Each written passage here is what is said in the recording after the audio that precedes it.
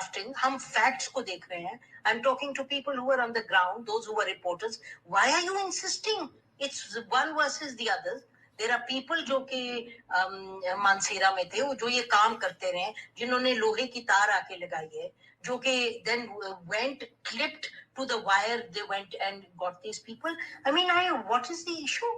What are you talking about? I mean, Brigadier صاحب, آپ P H D کیے ہوئے ہیں, آپ اپری میں ریسرچ کا کام کرتے ہیں, آپ دیکھیں تو اپنا جو لیول ہے, آپ کا ماشاءاللہ انٹلیکچوئل لیول کیا ہے, اور آپ آگے سے مجھے یہ لکھتے ہیں بار بار کہ people who are crafting this narrative.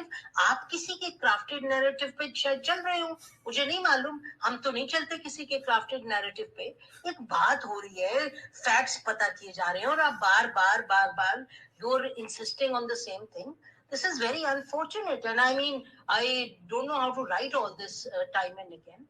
I think that you should just review what you are saying and what you are doing. میں آپ کو بتاؤں کہ 10 ہمارے reporters تھے on the ground, اور کوئی it isn't us versus them. اور آپ مجھے بار بار یہ کہہ رہے ہیں کہ those who are trying to craft the narrative. Who's trying to craft what narrative? Why is everything in this country a battle? Why is it always black and white? Why is it us versus them? Is it not a fact that during the day these people went out, جو commandos تھے اور جو aviation کے تھے, and they went out for a daredevil operation, اور beyond a certain point وہ نہیں ہو پا رہا تھا given the restrictions, and the locals jumped in. What is the Pakistan میں حیدر مہدی, اور میرا پروگرام دیکھنے کا بہت بہت شکریہ. ناظرین, پاکستان میں اور دیگر ممالک میں دیکھنے کا بہت شکریہ. آپ کے کامنٹس, کرٹیسزم کا بہت شکریہ, آپ کی دعاؤں کا شکریہ. میرے خاص طور پہ میرے پیٹرنز کا شکریہ, بہت تہ دل سے ان کا شکریہ ادا میں کرتا ہوں ہر وقت. ناظرین, آپ نے سنا نسیم زہرا نے مطلب کہ لپیٹ کے جوتے مارے, تھپڑ مارے بریگیڈیئر راشد ولی جنجوعہ کو. ایک واٹس ایپ پلیٹ فارم میں یہ بہت وائرل ہوا ہے. میں نے کہا آپ بھی سن لیں, سنا تو آپ نے ہوگا, ایک دفعہ اور سن لیں. راشد ولی جنجوعہ جو ہیں یہ آئی ایس پی آر کے ٹاؤٹ ہیں, بریگیڈیئر ریٹائرڈ ہیں. ایک زمانے میں میری بڑی تعریفیں کیا کرتے تھے, میرے بڑے فین تھے.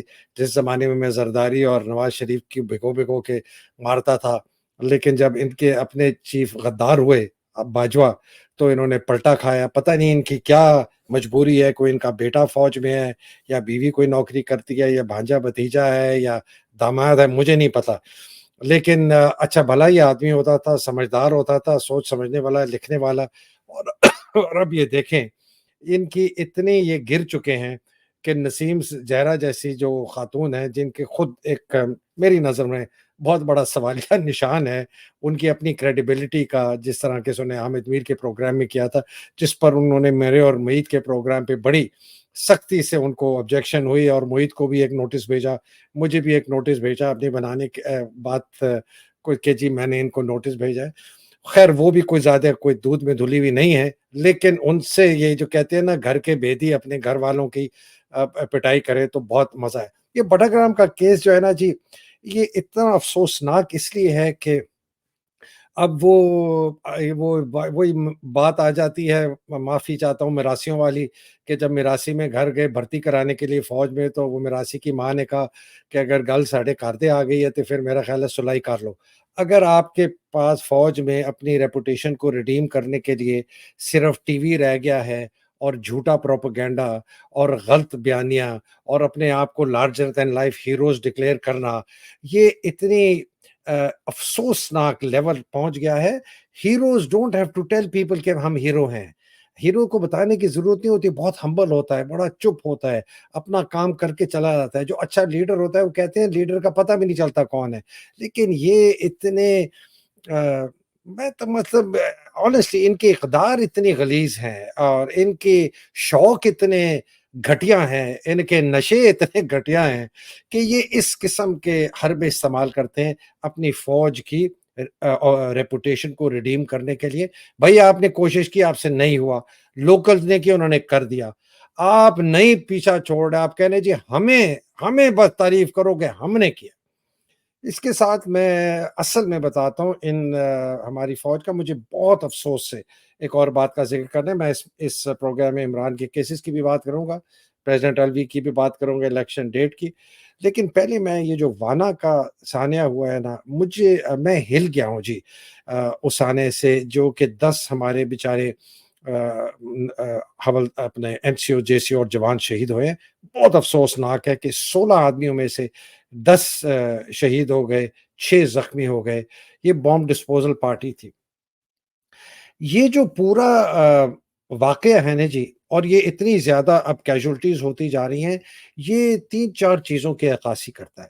ایک یہ عکاسی کرتا ہے کہ بہت آپ کی لیڈرشپ کے اندر بہت بڑا فقدان ہے, بہت انکمپٹنس ہے, اور بالکل کوئی اسٹریٹجی نہیں ہے, کوئی پلان نہیں ہے. ایک سب سے بڑی یہ چیز بتا. دوسری چیز یہ ہے کہ یہ آپ جس قسم کی اسٹریٹجی اڈاپٹ کر رہے ہیں اس ایسے علاقوں میں, جہاں پر بائی دا وے جس علاقے میں یہ ہوا, یہ سب سے خطرناک علاقہ تھا جب عروج پہ تھی یہ اینٹی ٹیرر آپریشنز. یہ بہت سخت علاقہ ہے, بڑا گنجان ہے, ادھر چھپنے کی جگہ بہت ہے, یہاں بہت آسانی سے آپریٹ کرتے ہیں ٹیررسٹ.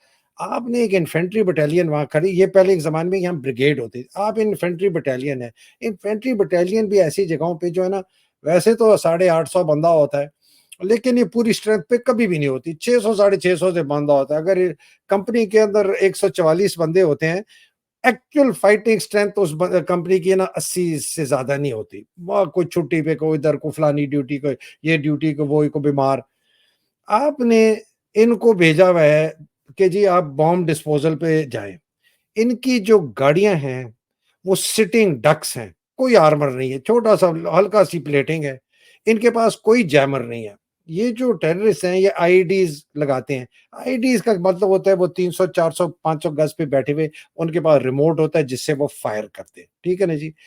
آپ ان کو جیمر نہیں لے کے دیتے. آپ کے پاس اربوں روپیہ ہے, آپ خرچتے ہیں ججز کو خریدنے کے لیے, سیاستدانوں کو خریدنے کے لیے, پولیس والوں کو برائب کرنے کے لیے, جو آپ کا ایک, جو میں نے پچھلے ویلاگ میں کہا تھا کہ G1 جوڈیشری ہے, جس کا کام ہے اربوں روپیہ خرچنا, جوڈیشری کو خریدنا, پولیس کو خریدنا, بیوروکریسی کو خریدنا, کہ عمران خان کو ہم کریں. آپ کے پاس اربوں روپیہ آپ خرچتے ہیں ایسے سرویلنس ڈیوائسز پہ کہ آپ نے سیولینز پہ کرنے ہیں, سیاستدانوں پہ کرنا ہے, کاروباریوں پہ کرنا ہے. 24 کروڑ نہتے جو پاکستانی ان کے, لیکن آپ کے جو اپنے فوجی ہیں جن کی جان آپ لگاتے ہیں, داؤ پر لگاتے ہیں, ان کو آپ بالکل بھیڑ بکریوں کی طرح, جو کہتے ہیں نا لیمبس ٹو دا سلاٹر, آپ بھیج رہے ہیں. یہ ان سب شہادتوں کو ذمہ دار جو ہے فوج کی اعلیٰ کمانڈ ہے, خاص طور پر باجوہ اور عاصم. یہ فینسنگ جو کرائی ہے یہ باجوے نے کرائی. اب آپ اسٹریٹجی دیکھیں, کیا یہ جو لوگ ہیں یہ فینسنگ کی پٹرول کر سکتے اتنے تھن 50 60 70؟ یہ سٹنگ ڈکس ہیں ٹیررسٹ کے لیے. مجھے نہیں پتا ان کی اسٹریٹجی کیا ہونی چاہیے. اگر آپ نے فینسنگ کو, بارڈر کو کرنا ہے تو پھر آپ 3 گنا زیادہ وہاں فوج بھیجیں کہ وہ آپ فینسنگ کو پٹرول کریں. یہ تھنلی سپریڈ ٹروپ سے نہیں کر سکتے. لیکن اگر آپ نے گراؤنڈ ہولڈ کرنا ہے تو پھر آپ کو فورٹریس لائک انکیمپمنٹس بنانی ہے کہ آپ کی وہاں یونٹ 2 یونٹ بریگیڈ ہیں, اور وہاں سے آپ باہر لے کے آپریشن کریں, ماریں اور ان کو آئیں. یہ ایک اور چیز بتا رہا ہے کہ کتنی کمزور ان کی ہو گئی ہے آن گراؤنڈ انٹیلیجنس, کہ ان کو یہ نہیں پتا کہ یہ دشمن کہاں ہے, یہ ٹیررسٹ کہاں سے رہے ہیں. ان کی افغانستان میں جو گراؤنڈ بیسڈ انٹیلیجنس ہوتی تھی, جو پہلے ان کو بتاتی تھی جبکہ نان طالبان حکومت تھی, تب ان کی زیادہ انٹیلیجنس تیز تھی افغانستان میں, اور ہمیں بتا دیتی تھی کہ یہ لوگ آ رہے ہیں تو ہم ان کو پکڑ لیتے تھے. اب چونکہ افغان یہ طالبان والی ہے, جو آپ کے دوست سمجھے جاتے تھے, وہ دوستی بھی ختم ہو گئی, وہ ناطے بھی ٹوٹ گئے, اور آپ کے پاس وہاں سے بھی انٹیلیجنس نہیں آتی. اور اپنی تو انٹیلیجنس گیدرنگ ہے نہیں, اس لیے کہ آپ کے پاس فیصل نصیر جیسا کاؤنسل انٹیلیجنس ہے, اور ندیم انجم جیسا آپ کا ڈی جی ISI ہے, اور ڈیری ڈھکن آپ کا آرمی چیف ہے. تباہ و برباد کر دیا ہے انہوں نے اس فوج کو. میں نے ایک بڑا سخت آرٹیکل لکھا ہے کہ اس فوج کی جو تباہی اور بربادی اب ہمارے سامنے آ گئی ہے. اگر اس کو روکا نہ گیا, یہ فوج بھی ٹوٹ جائے گی اور یہ ملک کو بھی جلا دیں گے.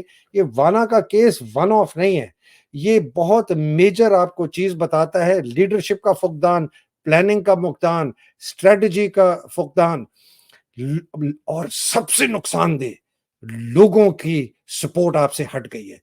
پہلے آپ کو لوگ بھی وہاں پرووائڈ کرتے تھے انٹیلیجنس. آپ نے جو حال کیا ہے پچھلے 16-17 مہینے میں، خاص طور پر کے پی میں، آپ نے جو حال کیا ہے پی ٹی آئی کا، آپ نے جو عمران خان کے ساتھ حال کیا، آپ کیا سمجھتے ہیں لوگ اندھے گونگے بہرے ہیں؟ آپ کیا سمجھتے ہیں کہ آپ کے ساتھ لوگ محبت کرتے ہیں؟ یہ عاصم منیر اور اس کے جرنیل جو حرکت کر رہے ہیں، یہ ان کا پلان انریول ہو رہا ہے. ان کو منہ پہ تھپڑ، ان کو پیچھے ٹھڈے، اور فوج کے خلاف اور بھی زیادہ لوگوں کا زہر اور نفرت بڑھتی ہے. یہ بہت بڑا ثانیہ ہے وانا کا میرے نظر میں. اس کو اس تناظم میں دیکھنا چاہیے. اب آئیں جی عمران خان صاحب کی کیسز کے اوپر.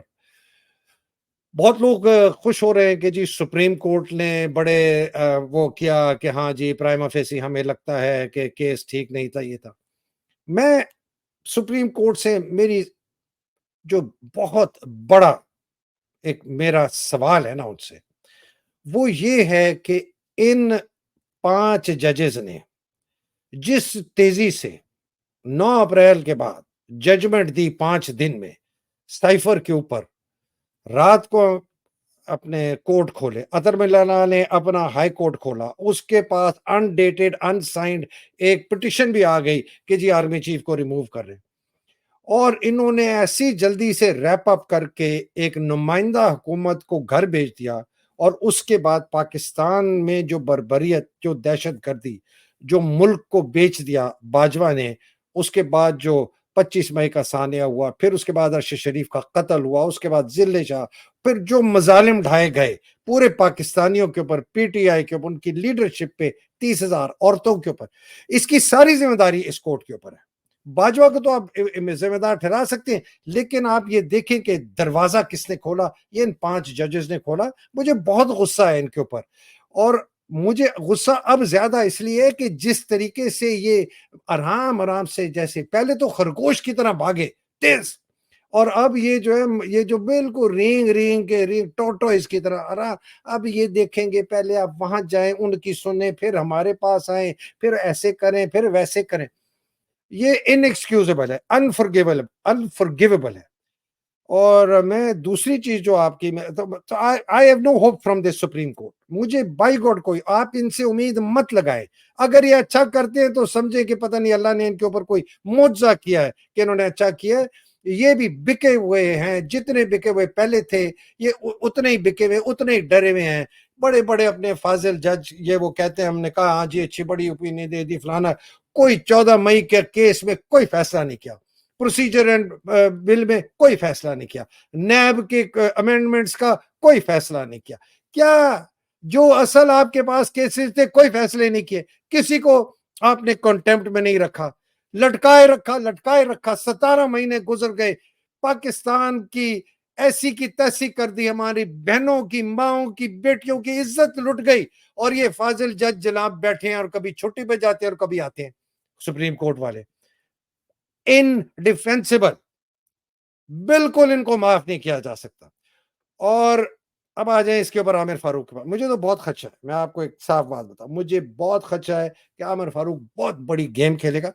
پہلے تو یہ پتا کرنا ہے اس آدمی کو لگایا کس نے. میں پتا کر رہا ہوں کہ کس آدمی کی وجہ سے یہ آدمی اس اسلام آباد ہائی کورٹ میں آیا. اتنا گھٹیا، اتنا غلیظ، اتنا اقدار کا گرا ہوا، اتنا کروئل، اتنا بکا ہوا آدمی یہ کیسے جج بن گیا؟ اور یہ کون سا جج تھا جس نے اس کو آگے پروموٹ کیا؟ میں اس کی بڑی کوشش کر رہا ہوں کہ مجھے پتا چلے، پھر میں ان سے سوال پوچھوں گا کہ آپ نے اس آدمی کو کیوں لگایا؟ کیا آپ کو نظر نہیں آیا یہ کتنا؟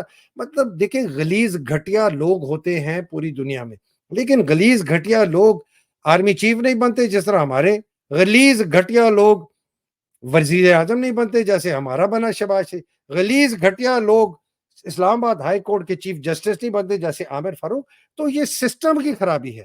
ندیم انجم نہیں بنتا جرنیل ہمارے لوگوں کی فوج میں، فیصل نصیر نہیں جرنیل بنتا، بابر افتخار نہیں بنتا، عامر نہیں بنتا. یہ ایک بہت ہی تباہ شدہ نظام اور تباہ شدہ اداروں کی عکاسی کرتا. عامر فاروق کا میں نے کچھ لائر سے بات کی کہ یار کیا ہوتا ہے. وہ کہتے ہیں جی یہ بڑا انہوں نے لفظ سخت استعمال کیا، ہے سے شروع ہوتا ہے، میں نہیں کہتا کہ یہ بہت بڑا وہ ہے.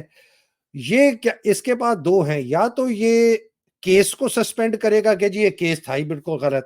اگر وہ یہ کر لیتا ہے تو عمران کی سزا بھی معطل ہو جائے گی اور اس کی سبسیکوئنٹ ڈسکوالیفیکیشن بھی معطل ہو جائے گی. لیکن اگر یہ صرف سینٹینس کو سسپینڈ کرتا ہے نا کہ جی میں سینٹینس کو سسپینڈ کرتا ہوں، تو عمران کی اس کیس میں جیل سے رہائی ہو جائے گی، لیکن اس کی سبسیکوئنٹ جو ڈسکوالیفیکیشن ہے نا وہ رہے گی قائم. اور اس کو پھر سننے کے لیے یہی سپریم کورٹ کہے گا ہاں جی آپ پہلے ان کے پاس جائیں، ان سے اب کیس کے متعلق سنیں. یہ عامر فاروق پھر کھینچے گا، پھر لمبا کھینچے گا، پھر ادھر دائیں اور ادھر بائیں، ادھر کی دکھائی ادھر کی دکھائی، آپس میں یہ پنگ پونگ ہوتی رہے گی. بندیال صاحب جو ہے اپنے آپ کو کہیں گے میں تو سرخرو ہو گیا جی، وہ چلے جائیں گے فائزی صاحب تھے پتہ نہیں کیا کرتے. تو یہ ایک بہت میجر چیز ہے جو ہماری مجھے لگ رہا ہے کہ یہ بڑی گیم کرے گا. 3-4 گھنٹے کے بعد جب اس ویلاگ کے بعد یہ آ چکا 1 بج جائیں گے آپ کے پاکستان میں، تب تک دیکھتے ہیں کہ یہ کیا گیم کرتا ہے. یہ ایک بہت بڑی گیم ہے، let us see what he does. اور اگر یہ بہت ہی کمینہ نکلا تو یہ اور کوئی جواز کر کے نہ اپنی آپ کو کہیں لمبو میں رکھے گا اور سپریم کورٹ کے اوپر کرے گا. پتہ نہیں سپریم کورٹ کیا کرتا ہے. سپریم کورٹ سے جی بہت ناراضگی ہے، بہت زیادہ ناراضگی ہے جی. انہوں نے پاکستان کے جو اس وقت حالات ہیں اس کا سب سے بڑا ذمہ دار سپریم کورٹ کا وہ 5 ممبر بینچ ہے جس نے عمران کی حکومت کو نکالا. آپ پورا کرتے، آپ سائفر کو انویسٹیگیٹ کرتے، آپ جوڈیشل کمیشن اس وقت بناتے، آپ کہتے ہیں جی اس وقت سٹیٹس کو اینٹی ہونا چاہیے، کوئی چیز ٹھیک نہیں ہے، اسی رہے گی، اسمبلیاں ڈیزالو ہو گئی ہیں، ٹیمپرری گورنمنٹ رہے گی، ہم جی اس کو انویسٹیگیٹ کرتے ہیں. اگر ہمیں سمجھ آ گئی کہ یہ صحیح تھی تو پھر ہم اس کے اوپر فیصلہ کریں گے. پھر آپ فیصلہ کرتے. اگر آپ سمجھتے اوپن انکوائری ہوتی، آپ سمجھتے کہ ہاں جی یہ غلط کیا ہے سوری نے، تو پھر آپ کہتے ہیں نہیں جی اس غلط کیا، ہم سمجھتے ہیں ایسی کوئی چیز. لیکن آپ کہتے ہیں نہیں جی اس کے اندر بہت مثبت ایویڈنس ہے کہ یہ واقعی ایک کانسپریسی نما ایک دستاویز تھی اور ہمیں خدشہ ہے کہ یہ جو اس کو ہماری ایک نمائندہ حکومت کو اتارنے کا ہے. تو آپ وہ دیتے. آپ کو باجوہ نے تھریٹ دیا تھا کہ مارشل لاء لگانے دیتا، اس کی ایسی کی تیسی کر دیتے ہم. یہ عاصم بھی لگا کے تو دیکھے مارشل لاء، اس کا ہم کیا کرتے ہیں. یہ بھولے نا یہ ویگنر کا جو جہاز پھٹا ہے یہ ہر ایک کا جہاز پھٹ سکتا ہے.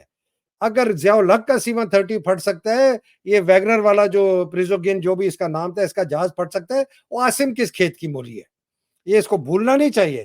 یہ ایسے اپنے اوپر خطرے مول لے رہا ہے عاصم اور یہ عامر فاروق کہ ان کو یہ جو ڈبل جی بلاک میں رہتا ہے ڈیفنس کے لاہور میں عامر فاروق، اس کو بھی خیال ہونا چاہیے. اس کی بھی بیوی بچے، جس طرح اس کی حرکتوں نے لوگوں کی بیوی بچوں پر ظلم ڈھائے گئے ہیں پولیس نے. اللہ نہ کرے عامر فاروق کہ آپ کے ڈبل جی بلاک کے گھر کے اندر بھی کوئی کسی دن آ کے آپ کے اور آپ کے بیوی بچوں پہ یہ ظلم ڈھائے. جتنے مرضی سیکیورٹی آپ ہوں بہت محتاط رہیں. اب جی آخر بات ہے جی الوی صاحب کی جی میں آپ کو کیا بتاؤں. الوی صاحب کا ان کو جان بوجھ کے اس کنٹروورسی میں ڈال دیا. ان کو پتا تھا کہ الوی صاحب یہ کریں گے. وقار جو ہے اپنے آپ کو دودھ میں دھونے کی کوشش کر رہا ہے، بالکل غلط ہے. وہ اس کانسپریسی کا بہت بڑا اعلی کار ہے، جان بوجھ کے الوی کو انوالو کیا. الوی صاحب کے متعلق جو کہتے ہیں کہ جی اتنی دیر کیوں لگائی، الوی صاحب نے دیر اسی لگائی کہ الوی صاحب پتہ کروا رہے تھے. میں پہلے بھی آپ کو کہہ چکا ہوں، مجھے اندر کی خبر ہے، وہ پتہ کروا رہے تھے کہ ہوا کیا بھائی، میں نے کس کو کہا، کہاں گیا، کدھر گیا، کیوں نہیں بھیجا، ادھر سے پوچھا کہ کہاں. جب ان کو پھر انہوں نے لیگل ایڈوائس لی، ایک نے لی، بہت دفعہ لی، اس کے بعد انہوں نے یہ اناؤنسمنٹ کی. ان کو اپنے آفیشیل ہینڈل سے پریس ریلیز نہیں دینے کی اجازت دی گئی. ان کو اپنی ٹویٹر ہینڈل آفیشیل تو انہوں نے اس لیے اپنے پرسنل سے کیا. ابھی جو انہوں نے الیکشن کمیشن کے لیے تاریخ کا کہا ہے، جو پہلے الیکشن کمیشن نے بہوت پنا اور بدتمیزی کی تھی، لگتا ہے کہ وہ پھر بھی یہ کرے گا کہ جی ہم آپ کے باؤنڈ نہیں ہیں، ہمیں تو الیکشن ایکٹ کے انڈر اب ہم باؤنڈ ہیں، ہم تاریخ دیں گے، ہم آپ سے کوئی نہیں ملیں گے. اور ہو سکتا ہے کہ ان کو ایک خط لکھ کے واپس جواز دے دے. پھر دیکھتے ہیں کہ یہ جو ہمارا جو ایک نیم سست نشئی سپریم کورٹ جو بیٹھا ہوا ہے بندیال کے ساتھ یہ اٹھاتا ہے؟ فنڈامنٹل رائٹس ہیں یار.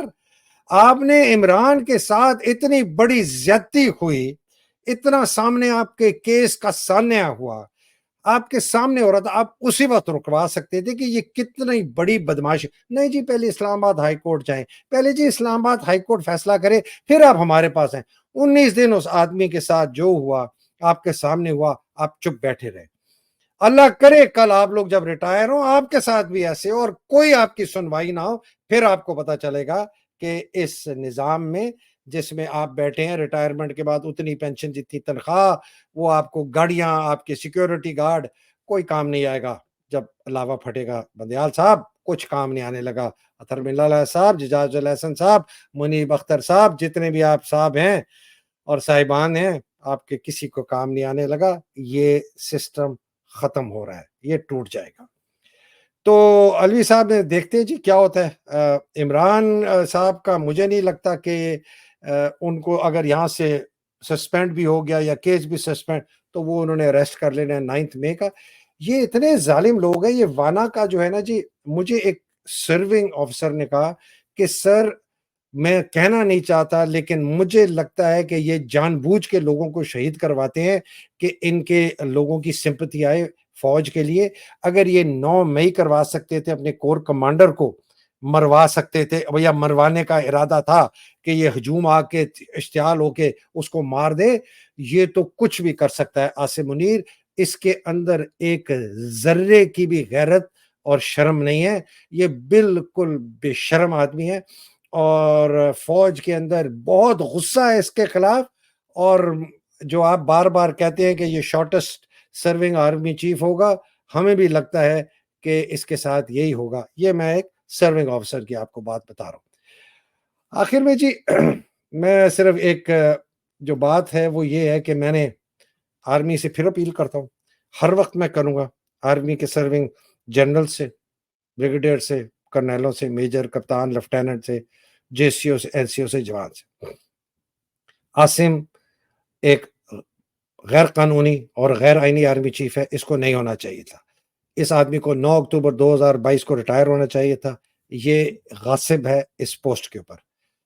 یہ پاکستان کے آئین اس نے توڑا ہوا ہے, اس نے پاکستان کے قانون توڑے ہوئے ہیں, اس نے اپنی جو قسم کھائی ہے وہ توڑی ہوئی ہے.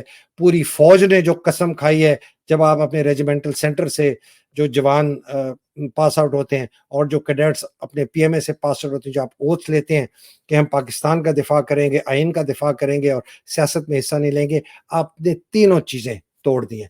پوری کی پوری فوج ذمہ دار ہے. لوگ مجھے کہتے ہیں کہ اس فوج کو بھائی صاحب نہ کہیں, مجھے خدا کی قسم میرا دل خون کے آنسو روتا ہے کہ اتنے اچھے لوگ ہوں گے اور بیشتر 90% لوگ اس فوج میں, اس کے افسر, اس کے جے سی او جوان بہت صاف, کرپٹ نہیں ہوں گے, اچھے ہوں گے, لیکن مجبور ہیں کیا, فوج کی ڈسپلن یا جو مرات ملی ہوئی ہیں افسروں کو, جو پلاٹ, گھر, اپارٹمنٹ, یہ وہ, اور جو کرپٹ ہیں ان کو تو چھوڑ ہی دیں.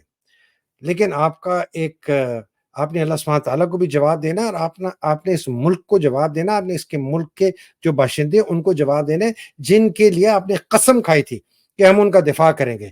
عاصم منیر نے اس ملک کا دفاع نہیں کیا. عاصم منیر نے اس ملک پر قبضہ کیا آپ کی طاقت سے. عاصم منیر نے اس ملک کا آئین توڑا ہے آپ کی طاقت سے. عاصم منیر نے اس ملک کی سیاست میں دخل اندازی کی ہے آپ کی طاقت سے, فوج کی طاقت سے, فوج کی بندوقوں سے, ٹینکوں سے, ہیلی کاپٹروں سے, دہشت سے, ایس ایس جی کے افسروں سے, سپاہیوں سے. آپ کا فرض بنتا ہے اس غیر قانونی اور غیر آئینی آرمی چیف کو نکالیں, ایک فیئر اینڈ فری الیکشن کا انعقاد کریں, جو آپ کی طاقت ہے اس کو اچھے طریقے سے استعمال کریں کہ پاکستان میں ایک نمائندہ حکومت آئے اور یہ پاکستان جل کے کہیں راکھ نہ ہو جائے. یہ میری آپ سے بہت عاجزانہ ہاتھ جوڑ کے آپ لوگوں کے سامنے اپیل ہے, خدا را اس ملک کو بچائیں, ورنہ یہ آدمی جیسے پہلے باجوہ تھا اور اس کے ساتھ جو جرنیل جو اس کو طاقت فراہم کرتے ہیں, یہ اس ملک کو تباہ برباد کر دیں گے. نہ آپ کے پلاٹ رہیں گے, نہ آپ کے گھر رہیں گے, نہ آپ کے, میں بتا نہیں سکتا کہ پاکستان میں کیا ہوگا اگر آپ نے اس آدمی کو نہ روکا. اللہ سبحانہ تعالیٰ آپ سب کو اپنے حفظ و امان میں رکھے, پاکستان کی حقیقی آزادی کی جنگ لڑنے والوں کو اپنے حفظ و امان میں رکھے, پاکستان میں جو حقیقی آزادی کی جنگ میں شہید ہو گئے، اللہ سبحانہ تعالیٰ ان کے درجات بلند کرے، ارشد شریف، ذل شاہ، اور جو 100 لوگ مارے گئے ہیں، لوگ کہتے ہیں 30 ہیں، 100 سے زیادہ مارے گئے، اللہ تعالیٰ ان کے درجات بلند کرے، اور جو قید میں ہیں، خاص طور پہ ہماری خواتین ہیں، میں تو سوچ کے ایمان سے میرے تو آنسو آ جاتے ہیں کہ ان کے ساتھ کیا 100 دن ہو گئے ہیں۔ عمران ریاض کا تو ہمیں پتہ ہی نہیں کہ کیا وہ ہیں بھی یہاں کہ نہیں ہیں۔ اللہ سبحانہ تعالیٰ ان سب کی مصیبتیں آسان کرے۔ اگلی نشست تک مجھے اجازت دیجیے۔ پاکستان زندہ باد، پاکستان پائندہ باد، الہی آمین۔ السلام علیکم، خدا حافظ۔